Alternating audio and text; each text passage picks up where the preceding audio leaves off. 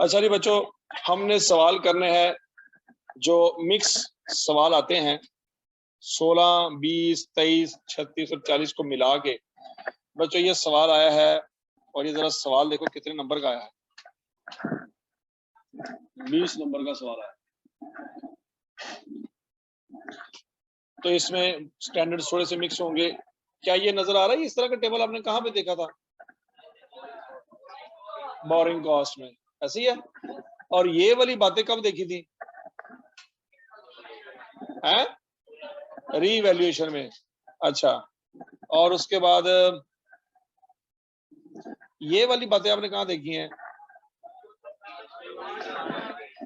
ठीक हो गया जी। तो 3 स्टैंडर्ड आपको नजर आ गए। कौन कौन से? IS 23, IS 16 और IS 20। ये इन तीनों को मिक्स करके सवाल बनाया। अच्छा जी, अब हमने बनाना क्या है, रिक्वायरमेंट पढ़ लेते हैं। In accordance with IFRS prepare a note on property plant and equipment. Note याद आ रहा है? वो बचपन में पढ़ा करते थे जब बहुत छोटे थे। अब दोबारा नोट बनाना है। अब जरा ध्यान से पहले ये देखते हैं बच्चों, किस तारीख तक का नोट बनाना है? 30 जून 2020 का। अब आगे कहता है comparative figures and column for the total are not required. Total का कोई कॉलम हमें रिक्वायर्ड नहीं है, और कंपैरेटिव फिगर का मतलब है पिछले साल का भी कोई डाटा हमने नहीं लिखना। 30 जून क्लोजिंग डेट हमारी, और ये जो टेबल दिया गया है इसके ऊपर देखे कौन सी डेट लिखी हुई है। क्या ये सारे बैलेंस ओपनिंग बैलेंस है कि क्लोजिंग बैलेंस है? ओपनिंग बैलेंस है। क्या ये बात समझ आ गई? अच्छा, नोट बनाना है। नोट उस वक्त आपसे आसानी से बन जाएगा अगर आपने अकाउंट सही बनाए। हमें अकाउंट बनाने की प्रैक्टिस है। हम अकाउंट बनाने वाले जो सारे जो रिक्वायरमेंट्स है पूरी करेंगे। नोट 5 मिनट में बन जाए। तो पहले हम अकाउंट्स बनाते हैं। बच्चों जरा गौर से देखो, लैंड की वैल्यू क्या है? 1 लाख। एक्यूमुलेटेड डेप्रिसिएशन है उसकी, रीवैल्यूएशन सरप्लस है उसका, डेप्रिसिएशन मेथड है उसका। डेप्रिसिएशन मेथड क्यों नहीं है? लैंड डेप्रिशिएट ही नहीं होता, इनफिनिट लाइफ। तो बच्चों सबसे पहले हम लैंड का अकाउंट बना लेंगे। यहाँ पे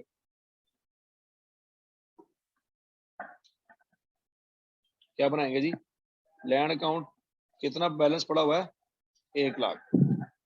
बच्चों ऊपर देखो जरा, रुपीज इन थाउजेंड भी लिखा हुआ है। मतलब ये हकीकत में 1 लाख नहीं है, 100 मिलियन है। ठीक हो गया? अच्छा जी, अब उसके बाद बिल्डिंग का अकाउंट बनाते हैं बच्चों। बिल्डिंग का ओपनिंग बैलेंस कितना है? 70,000।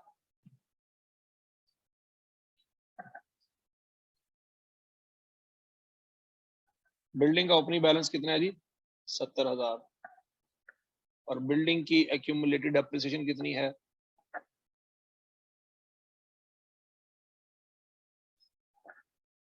कितनी है जी? 14,000। और बिल्डिंग का रीवैल्यूएशन सरप्लस कितना है?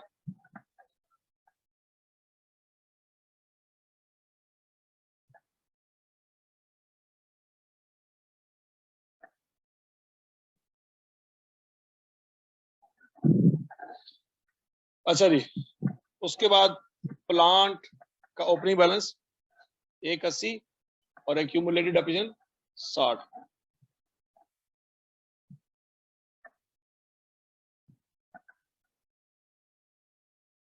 प्लांट का ब्रॉड डाउन कर लेते हैं जी, 1,80,000।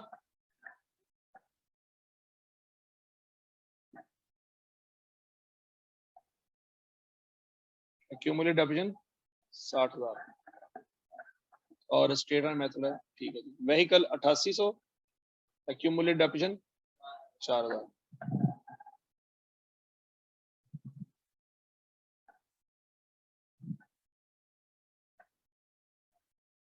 ब्रॉड डाउन कितना जी?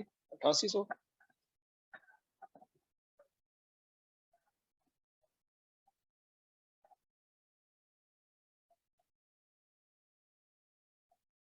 क्लियर हो गया जी?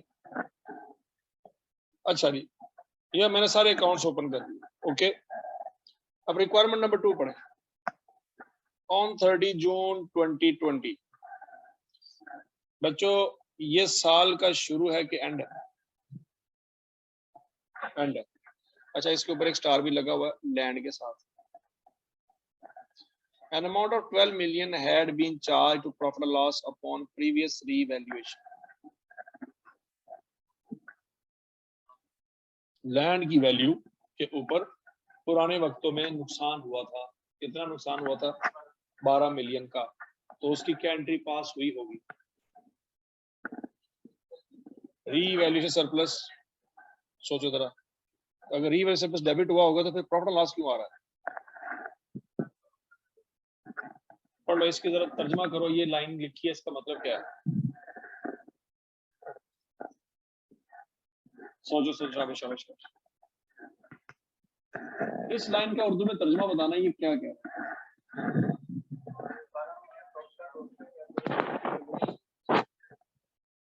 क्या वो ये कह रहा है कि लैंड की रीवैल्यूएशन हुई तो नुकसान हुआ?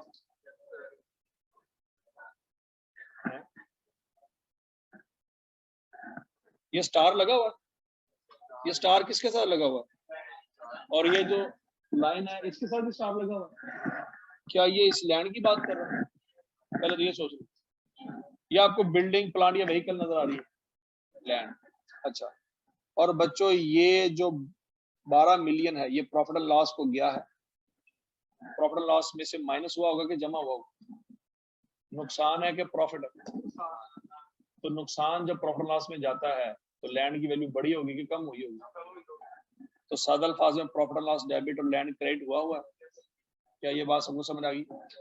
अगर आज लैंड की रीवैल्यूएशन करने से प्रॉफिट हुआ तो क्या करना चाहिए? सबसे पहले पिछला लॉस खत्म होगा, फिर लैंड की वैल्यू में जाए। क्या इसका मकसद यही था बताना? ठीक है, अदरवाइज इसका तो कोई मकसद नहीं है कि माजी में क्या हो चुका है। तो ये क्यों बता रहा है? तो इसलिए बता रहा है कि हो सकता है इस साल लैंड की वैल्यू में इजाफा हो। तो याद रखना है कि पिछला लॉस कितना रिकॉर्ड होता है। क्या ये बात समझ आ गई? आगे बढ़ते हैं। Point number 2, on 30 June 2020 the revalued amount of the land and building were assessed by smart consultant at 120। ये नाम क्यों बता रहा है हमें स्मार्ट कंसल्टेंट? याद है नोट में बता देते हैं कि revaluation was performed by independent firm of valuers. तो वहां पे नोट में लिखना पड़ सकता है 120 मिलियन एंड 35 मिलियन रिस्पेक्टिवली। बच्चों लैंड की वैल्यू क्या है? 120 मिलियन। क्या वाकई आपको लगता है कि 20 मिलियन का प्रॉफिट हुआ है? हकीकत में 20 मिलियन का प्रॉफिट नहीं हुआ। 12 मिलियन का तो पिछला लॉस खत्म कर, ऐसी है। तो बच्चों ये 120 मिलियन पे जाना है। अब जरा ध्यान दे, क्या मैं कह सकता हूं लैंड की कैरिंग वैल्यू है 100 मिलियन और लैंड की फेयर वैल्यू है 120 मिलियन, गेन है कितना? 20 मिलियन। एंट्री बताओ क्या होगी? लैंड डेबिट होगा और प्रॉफिट एंड लॉस क्रेडिट होगा और रीवैल्यूएशन सरप्लस क्रेडिट होगा। लैंड कितने से डेबिट होगा? Profit and loss. क्या ये एंट्री सबको समझ आई?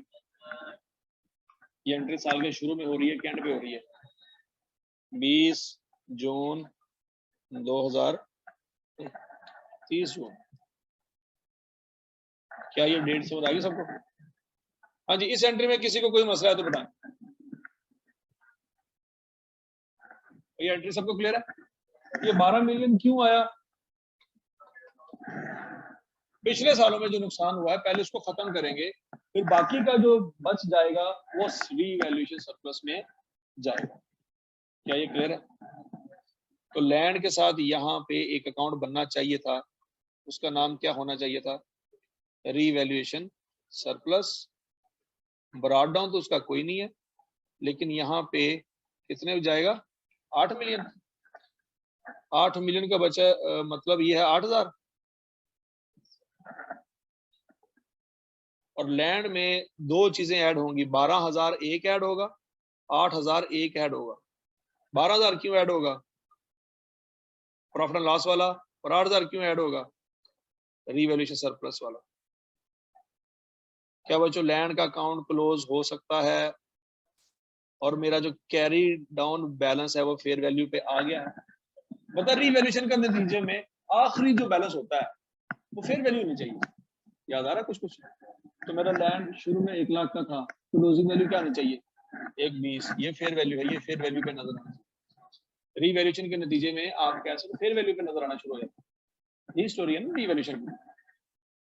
और बच्चों मुझे बताओ, क्या ये रीवैल्यूएशन सरप्लस हर साल रिटेन अर्निंग में ट्रांसफर होगा? सोच लो। क्या लैंड का रीवैल्यूएशन सरप्लस हर साल रिटेन अर्निंग में ट्रांसफर होगा? क्यों नहीं होगा? डेप्रिसिएशन नहीं है, लैंड की लाइफ क्या है? इनफिनिट है। क्या ये बात समझ आई? तो बच्चों हमने रीवैल्यूएशन सरप्लस को रिटेन अर्निंग में ट्रांसफर करने के 2 तरीके पढ़े। याद? एक तरीका पढ़ा था, जब कोई एसेट बेचते हो तो सारे का सारा सरप्लस रिटेन अर्निंग में ट्रांसफर कर दो on disposal, full amount of accumulate revalue surplus transfer to the retained earning. ये पहला मेथड। दूसरा मेथड ये था कि हर साल कुछ ना कुछ पैसे ट्रांसफर करते जाओ। लैंड की सिचुएशन में कौन सा मेथड फॉलो किया जाएगा? पहला मेथड। क्या? जब लैंड बेचेंगे उसी वक्त ट्रांसफर होगा, अदरवाइज ये एनुअल ट्रांसफर वाला सिलसिला नहीं होगा। क्या ये बात समझ आ गई? आगे चलते हैं। इसमें कैडर सीधा सीधा आ जाएगा 8,000। क्या ये दोनों अकाउंट 100% कंप्लीट हो गए? समझ भी आ गए? आगे चलते हैं। बिल्डिंग की फेयर वैल्यू क्या है बच्चों? 35 मिलियन। अब ध्यान से, ये बिल्डिंग की फेयर वैल्यू साल के शुरू में है कि एंड पे है? एंड पे। तो फेयर वैल्यू को कैरिंग वैल्यू से कंपेयर करना होता है। कैरिंग वैल्यू भी साल के एंड पे होनी चाहिए कि शुरू में होनी चाहिए? एंड पे होनी चाहिए। मैं अगर 70,000 में से 14,000 माइनस करूंगा और कैरिंग वैल्यू निकालूंगा, आएगी 56,000। तो साल के शुरू की कैरिंग वैल्यू होगी कि एंड की? तो शुरू की कैरिंग वैल्यू। क्या ये बात सही? तो रीवैल्यूएशन के लिए जिस दिन फेयर वैल्यू गिवन होगी उसी दिन की कैरिंग वैल्यू होनी चाहिए, वो आपस में कंपेयर होनी चाहिए, फिर प्रॉफिट या लॉस निकलना चाहिए। तो क्या मुझे इस साल की डेप्रिसिएशन पहले चार्ज करनी चाहिए? जब मैं डेप्रिसिएशन चार्ज करूंगा, फेयर वैल्यू की बेस पे करूंगा या प्रीवियस डाटा की बेस पे करूंगा? प्रीवियस डाटा की बेस पे। क्या ये बात सबको समझ आई? अब उसने मेथड कौन सा बताया है और लाइफ क्या बताई है? एक मिनट, 20 साल। तो बच्चों क्या करूंगा मैं? 70,000 को 20 पे डिवाइड करूंगा। 70,000 डिवाइडेड बाय 20 किया जाए, depreciation on building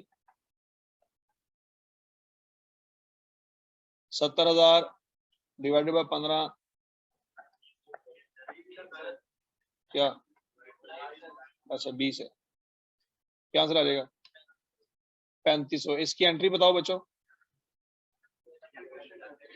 depreciation expense debit, accumulated depreciation credit 3500 से। तो बच्चों डेप्रिसिएशन एक्सपेंस डेबिट हो जाएगा और एक्यूमुलेटेड डेप्रिसिएशन यहाँ पे क्रेडिट हो जाएगी। ऐसी है, सारे साल की डेप्रिसिएशन कैलकुलेट होगी। अब बच्चों अगला पॉइंट, बिल्डिंग की कैरिंग वैल्यू क्या निकलेगी? क्या कोई मुझे बता सकता है बिल्डिंग की कैरिंग वैल्यू क्या निकलेगी?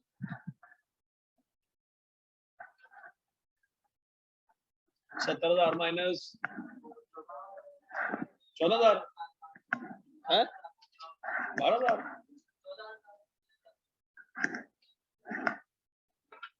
70,000 माइनस 17,500। क्या आंसर आएगा? नहीं समझ आएगी सबको? क्लियर है? अब फेयर वैल्यू कितनी है? लॉस हुआ कि गेन हुआ? कितना?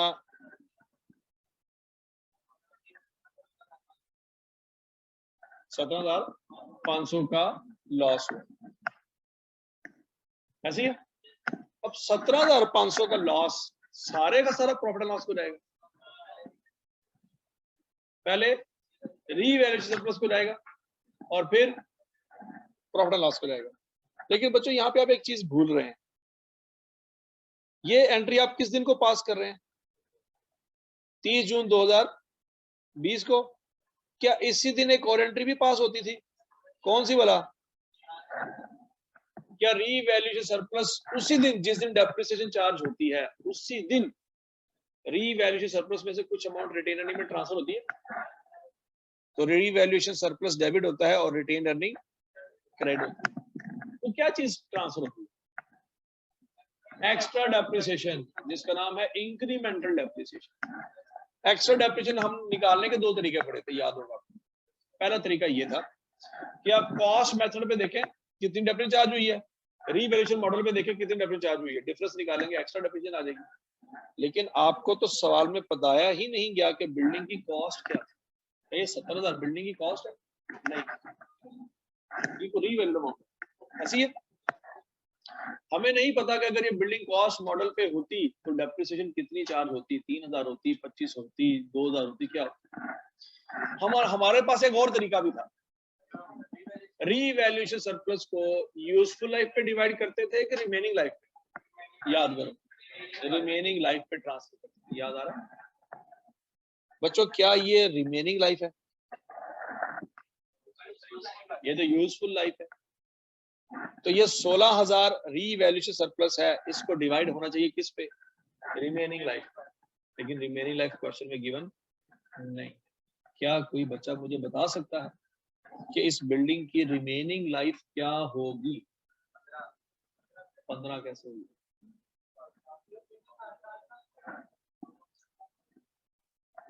बच्चों, एक साल की डेप्रिसिएशन जो है 3500 है, सोच लो। तो 3500 करते करते 14,000 कितने साल में हुआ हो? 4 साल में हुआ हो। तो 20 साल तो टोटल लाइफ है, 4 साल गुजर चुके हैं। नहीं समझ रही? ये 14,000 कितने साल गुजर चुके हैं? 14,000 से पता लग सकता है।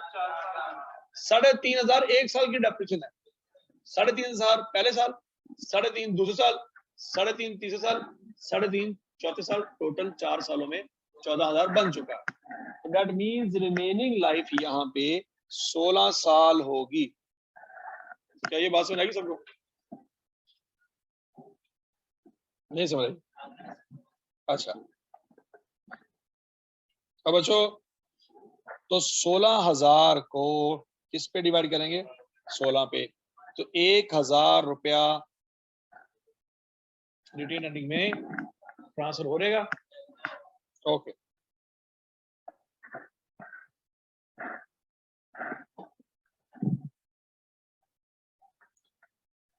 अच्छा जी।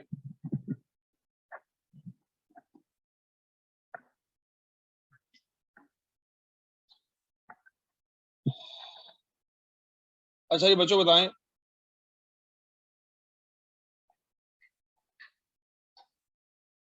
इस रीवैल्यू सरप्लस में से 1,000 रुपया कहाँ जाएगा? रिटेन अर्निंग में जाएगा। पीछे रीवैल्यू सरप्लस कितना बच जाएगा? 15,000 बच जाएगा। तो बच्चों मैक्सिमम रीवैल्यू सरप्लस जो मैं 17,500 को चार्ज कर सकता हूं वो कितना कर सकता हूं? 15,000 का रीवैल्यूएशन सरप्लस मेरा डेबिट होगा। मेरा रीवैल्यू सरप्लस कितने से डेबिट होगा बच्चों? यहाँ पे एंट्री पास करते हैं। रीवैल्यूएशन सरप्लस डेबिट कितने से? 15,000 से। और प्रॉफिट एंड लॉस डेबिट 2,500 से। और बिल्डिंग क्रेडिट 17,500 से। क्या ये 100% सबको एंट्री समझ आ गई?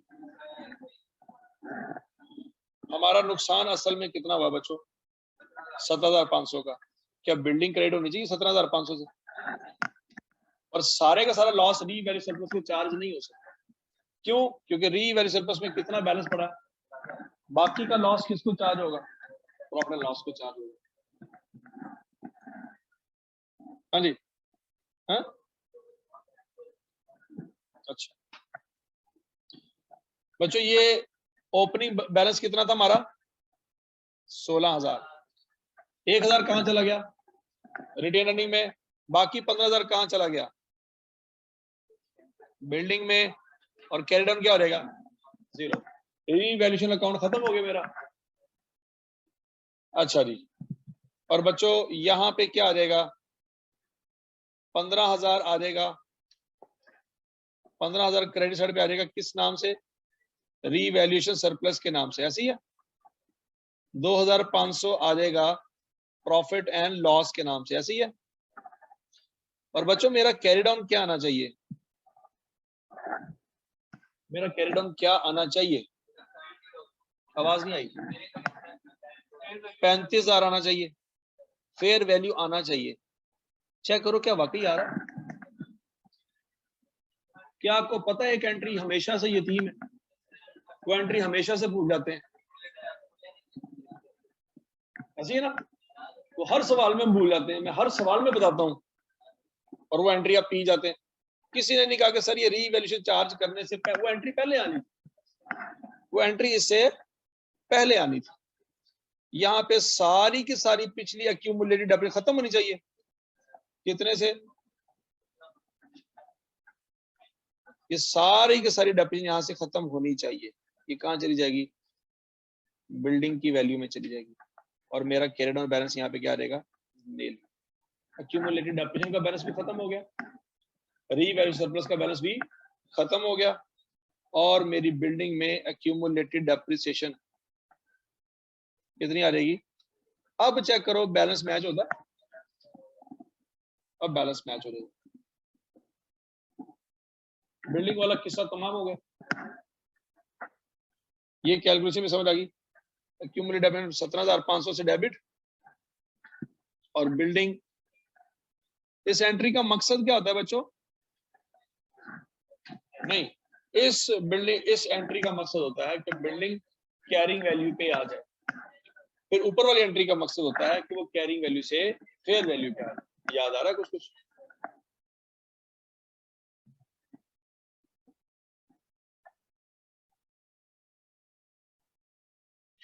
ये स्टोरी होगी खत्म।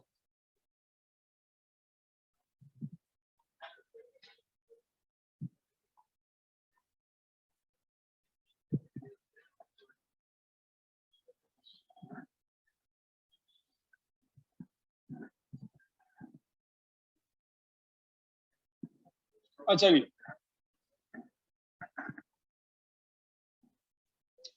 2 पॉइंट खत्म हो गए हमारे। क्या हमने 2 पॉइंट को दफन कर दिया है? अब तीसरा पॉइंट जिंदा होने लगा। तो एग्जामिनर ने पढ़ाना थोड़ी है, तुम करके दिखाना। मैं तो इतने किन्ने बंदे समझाते हैं, तुम सिर्फ एक बंदे समझाना, ਉਹਦਾ ਨਾਂ ਕੀ है? एग्जामिनर। और मैं इतनी बड़ी शीट भरन दिया, ਤੁਹਾਡੇ ਕੋਲ ਤਾਂ शीट ही छोटी जी होनी, स्पीड मार लोगे कि नहीं? हाँ जी, अब आगे सुने जी जरा। Setting up of a new plant was commenced on 1 July 2019। बच्चों 20 नंबर का सवाल है, दैट मींस तकरीबन 40 मिनट तो लग जाएंगे इस सवाल में। अभी तो शायद आपको 1 घंटा लगेगा, लेकिन आपकी प्रैक्टिस कर करके आपने ये सवाल 40 मिनट में करना है।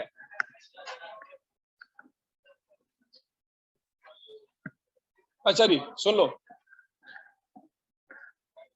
Setting up of a new plant was commenced on 1 July 2019 and substantially completed on 29 February 2020। अब ध्यान से, नए प्लांट को सेट करने में स्टार्टिंग कब शुरू हुई? 1 जुलाई 2019, और वो कंप्लीट कब हुआ? 29 फरवरी 2000। इसका मतलब 2020 का साल लीप ईयर था। एग्जामिनर को कितना, एग्जामिनर की एक्यूरेसी चेक कर रहे हैं, जो बड़ा सोच समझ के डेट लिखी है 29 फरवरी 2020। अब चेक करें ना घर जाके, वाकई वो लीप ईयर था। एग्जामिनर की आप एक्यूरेसी पे शक नहीं कर सकते, वो बड़ा एक्यूरेट है।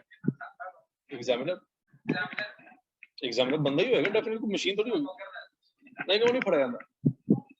और नहीं भाई, the plant was available for use on 1 अप्रैल 2020। अब जरा ध्यान से हमने बोरिंग कॉस्ट में जितने सवाल पढ़े उसमें हमेशा यही बात हमने डिस्कस की कि जिस दिन एसेट कंप्लीट होता था उससे ऑनवर्ड वो डेप्रिसिएशन शुरू हुई।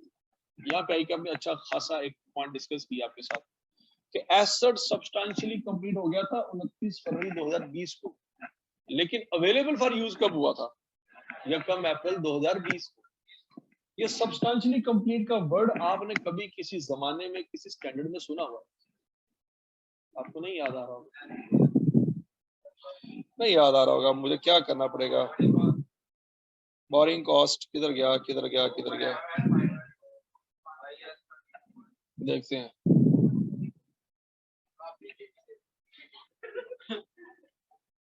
क्या ये कुछ कुछ याद आ रहा है बच्चों?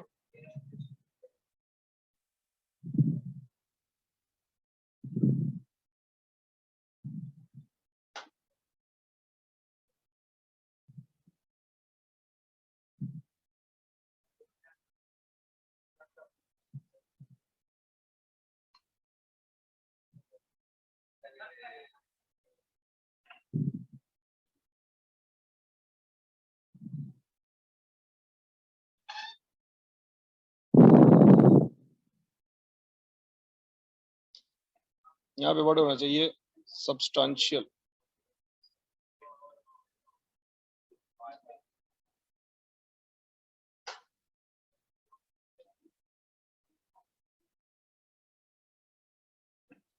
एक तो सब्सटेंशियल का वर्ड आ रहा है ना, time period to get ready, ऐसा।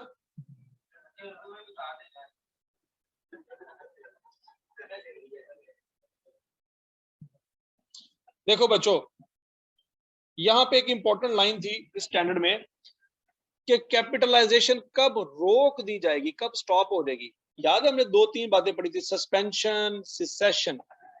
सस्पेंशन का मतलब होता था पॉज और सिसेशन का मतलब होता था स्टॉप।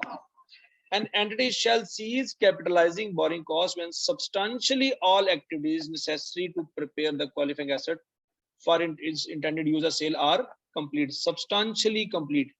उसने ये नहीं कहा कि 100% complete, उसने क्या कहा था? सब्सटेंशियली, मतलब मटेरियल काम सारा हो गया, बस थोड़ी बहुत वो कोई पेंटिंग शेंटिंग करने वाली रह गई है, ठीक है जी, कोई लोगो शोगो लगाने वाला, इस तरह के मसले मसाले रह गए। क्या ये बात समझ आ गई? अब यहाँ पे आई कि आपने पहली दफा ये किया है, क्यों कहता है वो सब्सटेंशियली कंप्लीट कब हुआ था? ये कब? 29 फरवरी 2020। और अवेलेबल फॉर यूज कब था? अवेलेबल फॉर यूज का कंसेप्ट हमने कब पढ़ा? डेप्रिसिएशन में। डेप्रिसिएशन उस दिन से स्टार्ट होती है जब एसेट अवेलेबल फॉर यूज होता है, और बोरिंग कॉस्ट उस दिन स्टॉप होती है जब वो सब्सटेंशियली कंप्लीट होता है। अवेलेबल फॉर यूज का ताल्लुक डेप्रिसिएशन से है और सब्सटेंशियल कंप्लीट वाली डेट का ताल्लुक बोरिंग कॉस्ट से। बात लगी? अगर ये क्वेश्चन साइलेंट होता, ये 29 फरवरी 2020 की बात ना लिखी होती, तो जिस दिन वो अवेलेबल फॉर यूज होता उस दिन तक बोरिंग कॉस्ट चलती। लेकिन आई क्या आपने यहाँ पे दोनों डेटा दी हैं ताकि हमें अच्छी तरह से याद रहे कि बोरिंग कॉस्ट 29 फरवरी को स्टॉप होगी, लेकिन डेप्रिसिएशन 1 अप्रैल से स्टार्ट होगी। And immediately put into use. Useful life of the plant was estimated at 10 years. Detail of the cost incurred are as under. हाँ जी बच्चों, ठेकेदार याद आ रहा है कुछ कुछ?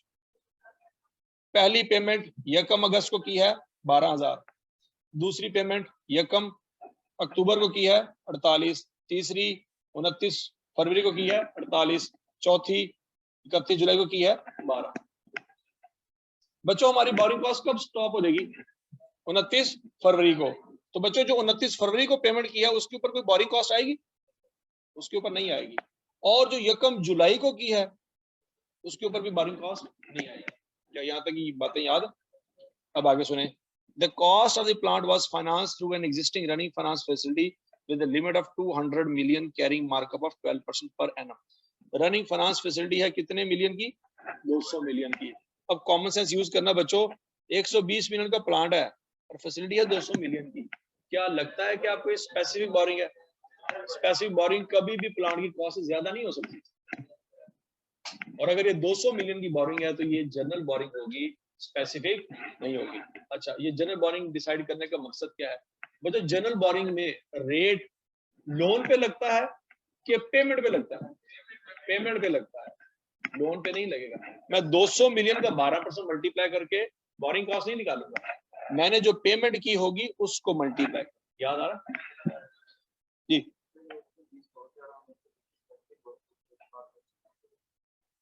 हाँ, तो 120 की स्पेसिफिक बोरिंग का रेट आएगा।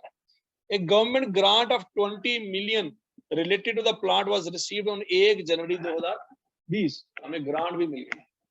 The grant amount was used for repayment of the running facility, और वो ग्रांट पकड़ के हमने बैंक को दे दी। समझ आ रहा है क्या खिचड़ी पक रही है? क्या कोई बिरयानी शिरानी बन जाएगी आज? ओए हौसला कर लो। अच्छा जी, अब हमने लिखना जी cost of plant. Cost of plant निकालते हैं बच्चों।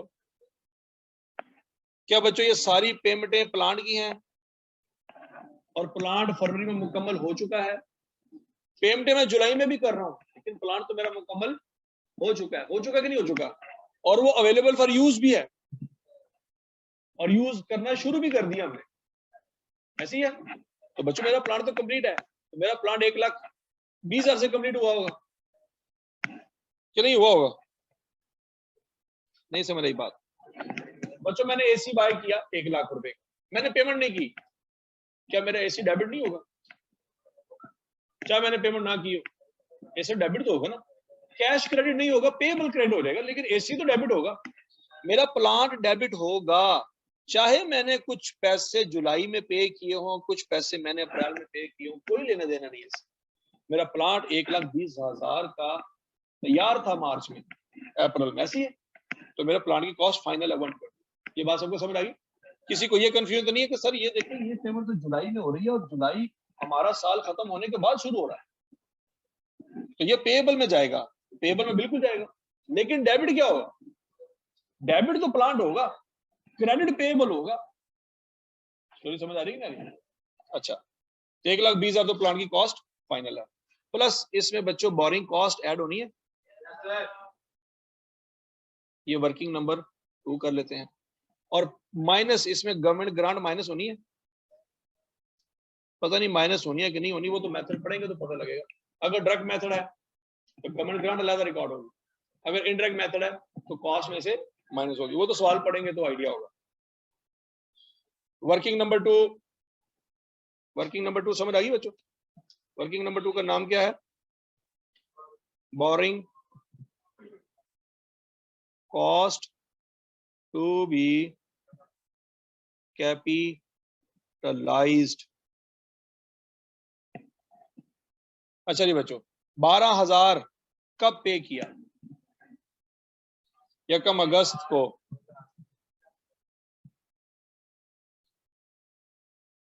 बच्चों एक बात आपने मुझे बताई नहीं, भूल गए शायद आप। जनरल बोरिंग में तो कैपिटलाइजेशन रेट होता है, इस सवाल में कैपिटलाइजेशन रेट क्यों नहीं यूज किया? कैपिटलाइजेशन रेट होता है जब 2-3 कर्जे हो। अगर सवाल में एक ही लोन है तो उसी का रेट कैपिटलाइजेशन रेट होता है। तो इस सवाल में एक ही लोन है तो वही रेट कैपिटलाइजेशन रेट। समझ आई बात? 12%। बच्चों ये पेमेंट कब की है? 1 अगस्त को। अब मुझे महीने काउंट करके बताने हैं। अगस्त, सितंबर, अक्टूबर, नवंबर, दिसंबर, जनवरी, फरवरी, कितने महीने बनते हैं? 7। क्या ये बात समझ आई? नहीं समझ आई? हाँ जी शाबाश, दोबारा बता दें। शाबाश शाबाश शाबाश। 840। अगला पॉइंट, अगली पेमेंट कब की है? 1 अक्टूबर को, है ना? 48,000 इंटू 12% इंटू, यहां पे आपने मुझे बताना क्या आंसर आएगा? 5 है क्या? सस्पेंशन कहां पे है? सवाल में कहीं पे सस्पेंशन की बात हुई है? वो यहां तक पड़ा नहीं है रनिंग फैसिलिटी। आगे तो गाड़ियों की बातें हो रही है, इसमें तो सस्पेंशन की कोई बात नहीं है। अच्छा जी, अब बच्चों ध्यान से ये बात जरा सोच समझ के जवाब देना। वो कहता है जो ग्रांट हमें गवर्नमेंट से मिली है, कितनी मिली है? 20। इसकी एंट्री बताएं जरा पहले। गवर्नमेंट ग्रांट 1 जनवरी को हमें मिली है, बैंक डेबिट होगा और डेफर्ड ग्रांट कितने से? 20 से। क्लियर हो गया? आगे पढ़ते हैं बच्चों। The grant amount was used for repayment of running finance facility. जैसे गवर्नमेंट से पैसे लिए और गवर्नमेंट को पे क्या पता वो पैसे किधर जा रहे हैं, वो पैसे किधर दे दिए हमने? बैंक में दे दिए। क्लियर हो गया पॉइंट? आगे पढ़ते हैं। HIL accounts, एक minute, HIL deducts government grant in arriving at the carrying amount of the asset. क्या वो बता रहा है कि गवर्नमेंट ग्रांट का वो कौन सा मेथड यूज कर रहा है? डायरेक्ट या इनडायरेक्ट? इनडायरेक्ट। बच्चों एंट्री बताओ। क्या डेफर्ड ग्रांट डेबिट होनी चाहिए? कितने से? और क्या क्रेडिट होना चाहिए? प्लांट की कॉस्ट क्रेडिट होनी चाहिए। ऐसी है? नहीं समझ आई? अच्छा आगे सुने बच्चों। क्या आपको बैंक में पैसे आए हैं?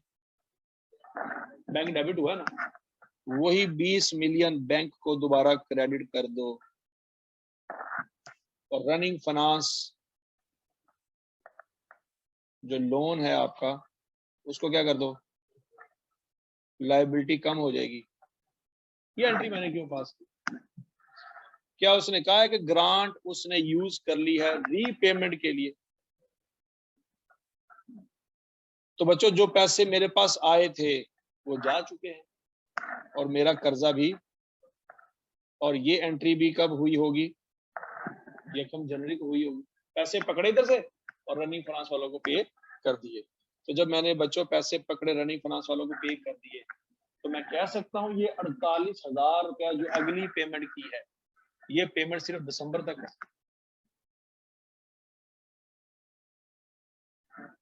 48,000 मैंने रनिंग फाइनेंस वालों से कितना पैसा और प्लांट में लगाया है? 20,000। और रनिंग फाइनेंस में से पहले 12,000 निकाला, फिर मैंने क्या निकाला? 48। दिसंबर तक ये 48 रहा। दिसंबर तक। शुरू कब से हुआ ये? नहीं और 1 जनवरी नहीं, 1 अक्टूबर। अक्टूबर, नवंबर, दिसंबर, 3 महीने तक 48,000 रहा। क्या आंसर आएगा?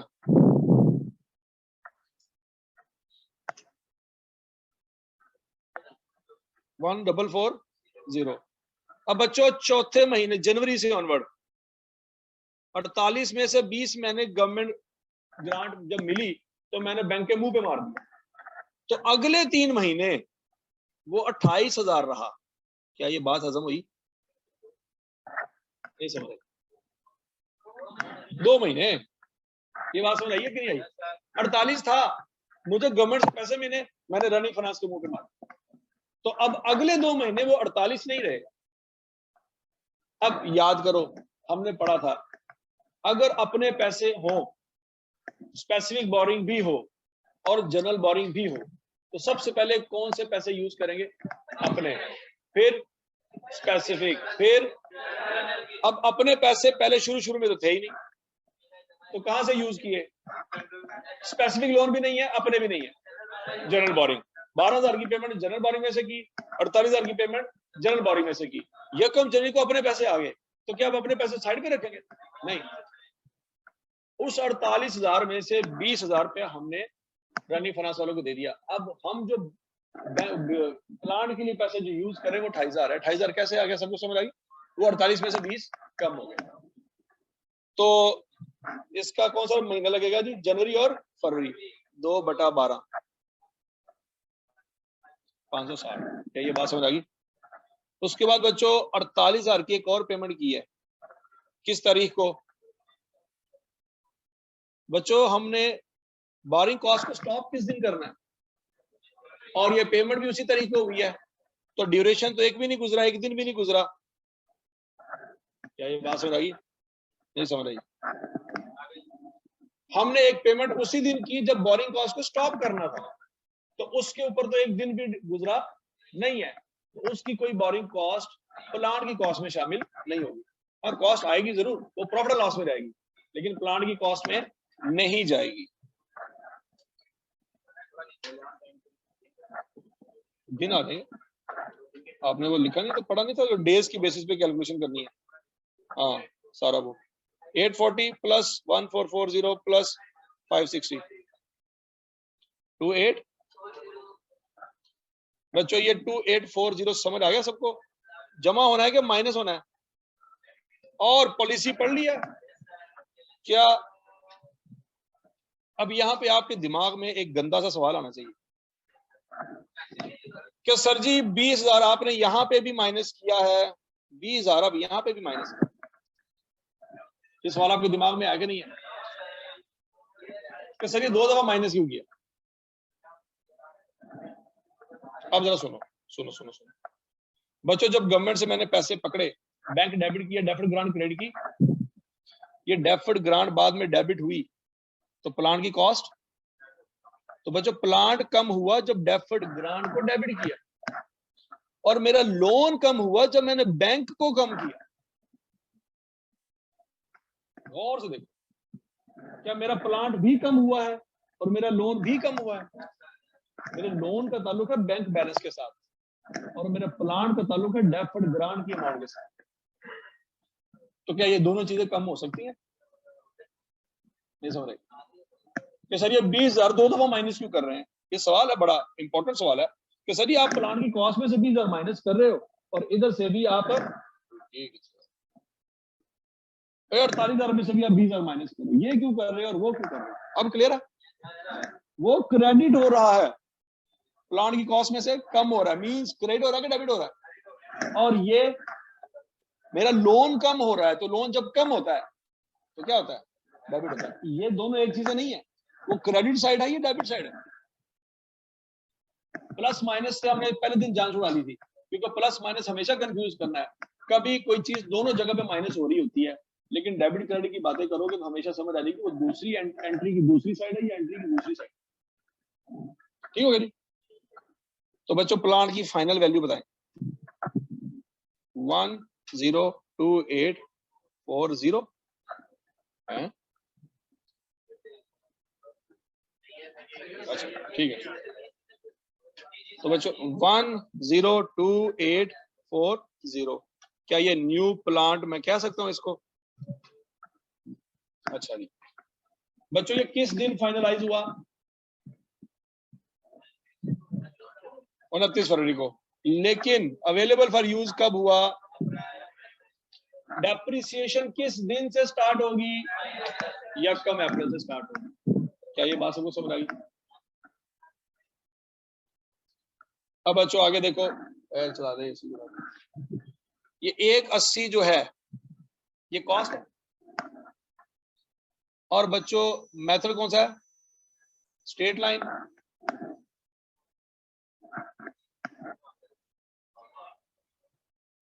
ये क्या हो रहा है?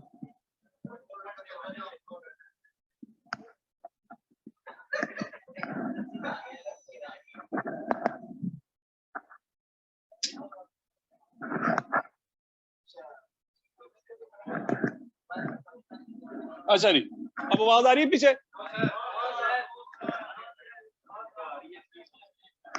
हैं?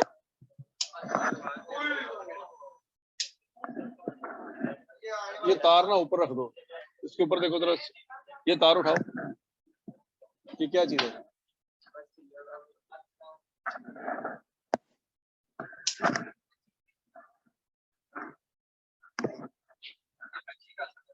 ओए बाज आजा, बस कर दे, बस कर दे, जान छाड़ दे। तो भाई तुम ही खा ला, तेरी मेहरबानी। और चाचा ने खाती है, जाके पूछ लो कैसा जायका है इसमें। अच्छा जी बच्चों, ये 1,80,000 का जो प्लांट है, ये साल के शुरू में हमारे पास अवेलेबल था। क्या इसके ऊपर पूरे साल की डेप्रिसिएशन आनी चाहिए? सोच लो, डेप्रिसिएशन ऑन प्लांट।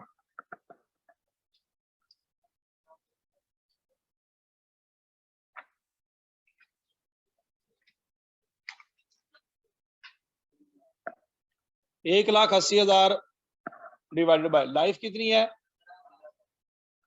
15 साल और स्ट्रेट लाइन मेथड है, डिवाइडेड बाय 15, क्या आंसर आता है? 12,000 सीधा सीधा। नया प्लांट हमने कितने का लिया है? 102,840 डिवाइडेड बाय 15 मल्टीप्लाइड बाय, यकम अप्रैल से डेप्रिसिएशन स्टार्ट होनी है इसकी, अप्रैल मई जून, मल्टीप्लाइड बाय 3 डिवाइडेड बाय 12।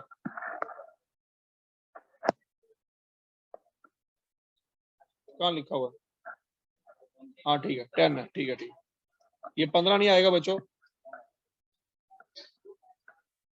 2571, 14,571 आएगा। एंट्री क्या पास होगी बच्चों? 14,571 डेप्रिसिएशन एक्सपेंस डेबिट और एक्यूमुलेटेड डेप्रिसिएशन क्रेडिट। बच्चों ये प्लांट की कहानी भी खत्म होगी। कैरी डाउन क्या आ रहेगा? 282,840 और एक्यूमुलेटेड डेप्रिसिएशन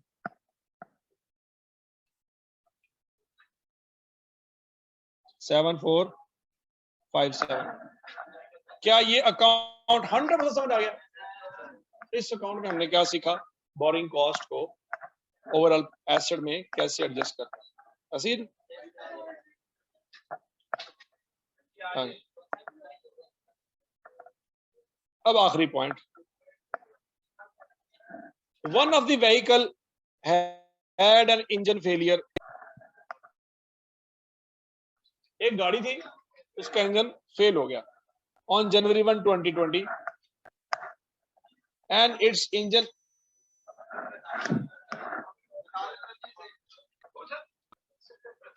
ये ऊपर फेंक दो,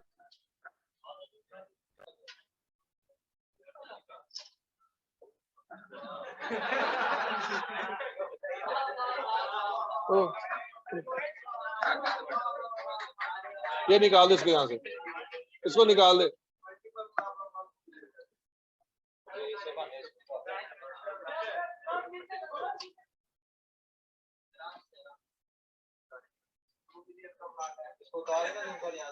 ना ना टूट जाना, ऊपर रख दे, उसको ऊपर रख दे ना। तो अब वही अल्लाह के बंदे, वो चीज में चीज,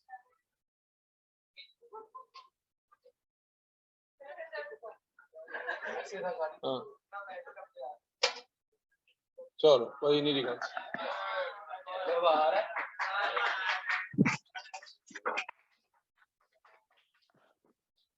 अच्छा जी, and its engine had to be sold as scrap for 0.1 million। Engine को स्क्रैप के तौर पे बेच दिया 1 लाख रुपए का। The vehicle had been acquired on 1 January 2018 at a cost of 2. बच्चों एक ध्यान से, क्या ये व्हीकल्स लिखा हुआ है कि व्हीकल लिखा हुआ है? ये 8801 गाड़ी की कीमत है कि बहुत सारी गाड़ियों की, और इंजन एक गाड़ी का खराब हुआ है कि सारी गाड़ियों का? ठीक है जी, ये याद। 40% of the cost is attributable to its engine. ध्यान से, एक गाड़ी जिसका इंजन खराब हुआ है उसकी कॉस्ट क्या है? 8800 नहीं है, कितनी है? 2.5। क्या ये बात समझ आ गई?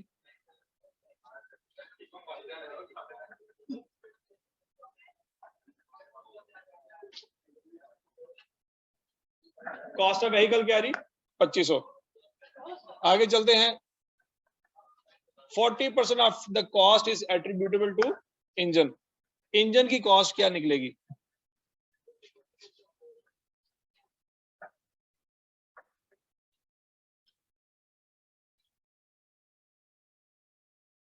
तो निकाल लो, 1000 ये कॉस्ट है। और ये बाय कब किया था? 1 जनवरी 2018 को बाय किया।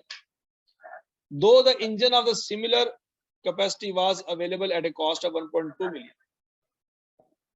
अगर उसी तरह का इंजन ले, मतलब फर्ज करें जी गाड़ी थी 1300 सीसी, 1300 सीसी गाड़ी का इंजन मिलता है 1.2 मिलियन का नया, The old engine was replaced on January 1 with a higher capacity engine at a 1.8 million. हमने 1300 सीसी का इंजन निकाला और 1500 सीसी का इंजन लगवाया, तो 1.2 मिलियन कॉस्ट में ऐड करेंगे कि 1.8 मिलियन, जो डेफिनेटली जो इंजन हमने बाय किया। पढ़ लो ये 2 लाइनें आप भी पढ़ लो, अब मैं कल ही पढ़ में पढ़ो, शाबाश।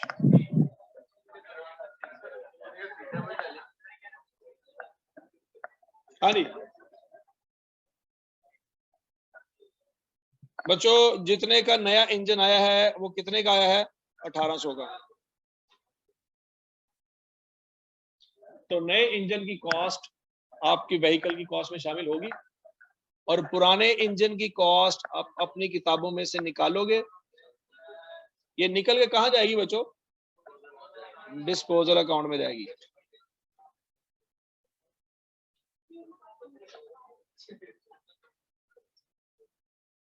ये 1000 सबको समझ आ गया? नहीं समझ आया? दोबारा सुनो बच्चों, पुरानी गाड़ी की कीमत कितनी थी? 2500, और उस गाड़ी के अंदर कितने परसेंट कॉस्ट इंजन की थी? 40%। 40% किसका लेंगे? 2500 का 40% लिया, क्या आया? ये वो इंजन है जो खराब हो गया, क्या इसको निकालेंगे? ये क्रेडिट होगा, और कहां जाएगा? डिस्पोजल में। नया इंजन लिया 1.8 मिलियन का, कैश क्रेडिट करेंगे और व्हीकल को क्या करेंगे? डेबिट करेंगे। समझ लगी? 1000 क्रेडिट साइड पे क्यों गया, 1800 डेबिट साइड पे क्यों आया? क्लियर हो गया? अब बच्चों ये व्हीकल कॉस्ट बेसिस पे बन रही है कि WDV बेसिस पे? तो बच्चों जो इंजन आपने खराब करके बेचा है, क्या उसकी एक्यूमुलेटेड डेप्रिसिएशन भी निकालनी चाहिए थी? निकालनी चाहिए थी। अब जरा गौर से देखना बच्चों, क्या इसमें से डेप्रिसिएशन माइनस होनी चाहिए? अब जरा ध्यान से, ये मुश्किल काम आ गया बच्चों। पहले तो सारे स्ट्रेट लाइन मेथड थे, ये मेथड कौन सा है? रिड्यूसिंग बैलेंस मेथड है, और कितने परसेंट है? 20%। ध्यान से बच्चों, 20% लगेगा, लेकिन ये गाड़ी हमने ली थी 1 जनवरी को, क्या सिर्फ 6 महीनों की डेप्रिसिएशन आएगी? नहीं समझ आएगी? तो आंसर क्या आएगा? 100। कैरिंग वैल्यू क्या आ जाएगी? 900। अगले साल भी डेप्रिसिएशन चार्ज होगी। 900 का 20% क्या आता है?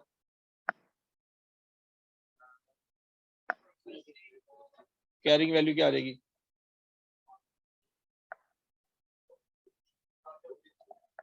720। लेकिन क्या बच्चों, जिस साल एसेट बेचा है उस दिन भी डेप्रिसिएशन आएगी, लेकिन सिर्फ 6 महीनों की। 720 में से 72 माइनस करो।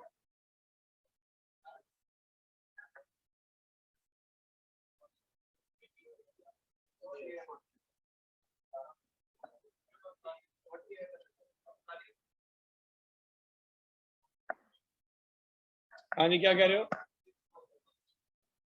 अच्छा जी बच्चों, ध्यान से सुनो, ये क्या हुआ बच्चों? ये गाड़ी जो जिसका इंजन खराब हुआ है, ये गाड़ी हमने कब ली थी? 1 जनवरी 18 को। 1 जनवरी 18 से लेकर 30 जून 18 तक, हमारा साल 30 जून पे खत्म होता है। पहले साल 6 महीनों की डेप्रिसिएशन आएगी, ये 6 महीनों की डेप्रिसिएशन 100 रुपए आएगी, समझ आएगी? फिर 1 जुलाई 18 से 30 जून 2019 तक पूरे साल की डेप्रिसिएशन आएगी। हम 30 जून 19 तक पहुंचे हैं, गाड़ी हमारी खराब हुई है 1 जनवरी 20 तक। 30 जून 19 से 1 जनवरी 20 तक मजीद 6 महीने बनते हैं, तो 6 महीनों की डेप्रिसिएशन क्या आएगी? 72। जिस दिन हमारा इंजन खराब हुआ उस दिन उसकी कैरिंग वैल्यू 648 थी। 648 थी।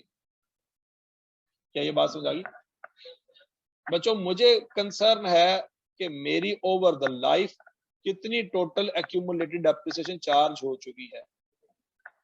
क्या मैं 2500 में से, नहीं सॉरी, 1000 में से हैं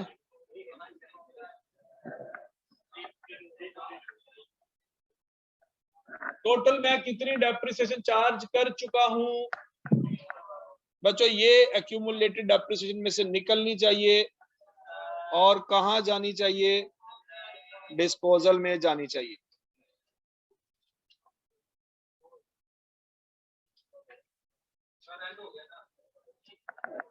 ठीक हो गया? और बच्चों मैंने बेचा कितने का है? 1 लाख रुपए का। याद आ रहा? नुकसान हुआ है का फायदा हुआ है? आपको पता है डिस्पोजल अकाउंट में क्रेडिट साइड पर नुकसान निकलता है। ये जो छोटे छोटे होते थे तो डिस्पोजल अकाउंट पर 548 ये खत्म हो गया स्टोरी। अच्छा, अब बच्चों यहां पे डेप्रिसिएशन फॉर द ईयर आ जाएगा तो सवाल खत्म हो जाएगा हमारा। बाकी सब कुछ हो चुका है, बस थोड़ी सी हिम्मत और करनी है आपने। 8800 जमा 1800 माइनस 1000 क्या आएगा? 9600। ये तो खत्म हो गया। बस एक चीज रह गई है, सवाल खत्म। ये क्या चीज रह गई है? Depreciation expense for the year. क्या हम निकाल सकते हैं बच्चों? क्या मशहूर जमाना वर्किंग याद है? रिड्यूसिंग बैलेंस मेथड वाली नहीं याद? Opening WDV of all assets याद आ रहा? कुछ कुछ 8800 में से 4000 माइनस करेंगे। 8800 क्या है? कॉस्ट। 4000 क्या है? Accumulated depreciation. तो 4800 तमाम एसेट की ओपनिंग WDV है। लेस इसमें से कुछ करते होते थे। ओपनिंग WDV ऑफ डिस्पोजल याद आ रहा है? अब सोच समझ के जवाब देना, आपसे सवाल पूछ रहा हूं। क्या बच्चों ओपनिंग WDV ऑफ डिस्पोजल 648 है कि 720 है? Very good. तो जो आंसर लेस करके आएंगे, मैं कह सकता हूं opening WDV of assets used for 12 month. इसके ऊपर बच्चों डेप्रिसिएशन एक्सपेंस आएगा पूरे साल का, 20% लेंगे इसका। क्या आंसर आएगा? 816 प्लस डेप्रिसिएशन ऑन डिस्पोजल 72। क्या बच्चों हम ऑलरेडी निकाल चुके हैं, वो सीधा सीधा यहाँ पे लिख देंगे, प्लस डेप्रिसिएशन ऑन एडिशन। क्या हमने 1800 का नया इंजन लिया है, 20% रेट है, और क्या ये 6 महीने यूज हुआ है? 6 महीने यूज हुआ है। हाँ। टोटल डेप्रिसिएशन एक्सपेंस आ जाएगा बच्चों 1068। लो जी,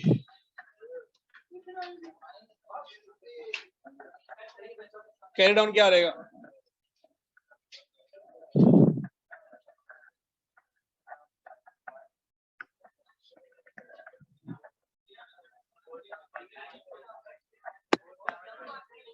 फोर 716।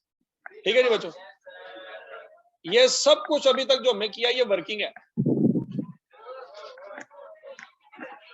ये सब कुछ क्या है? वर्किंग। असल काम तो हमने किया ही नहीं। उसने क्या मन मांगा था? नोट तो हमने बनाया ही नहीं। ठीक हो गया? अच्छा सुनो सुनो बच्चों, नोट बनाना 5 मिनट का काम, असल काम लेजर था, वो बना लिया। चलो ठीक है, ठीक कर बनाए कल। हो बच्चों आपने आज करना है,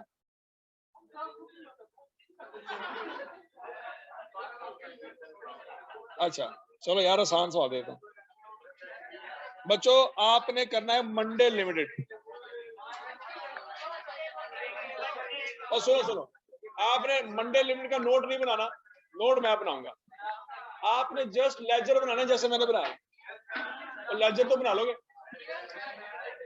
आपने ये सवाल दोबारा करना जो मैंने किया, 1 घंटा लगाओ 2 घंटे लगाओ, कोई मसला नहीं है, सिर्फ एक सवाल दे रहा हूं, इसकी प्रैक्टिस करनी है घर जाके आप।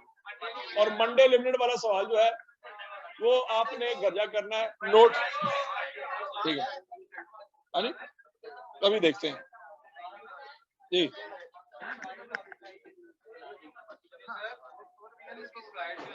ये मैं सेंड करता हूँ, ये मैं आपको नोट सेंड करता हूँ, परेशान ना हो। हैं R1 की क्लास नहीं अभी नहीं,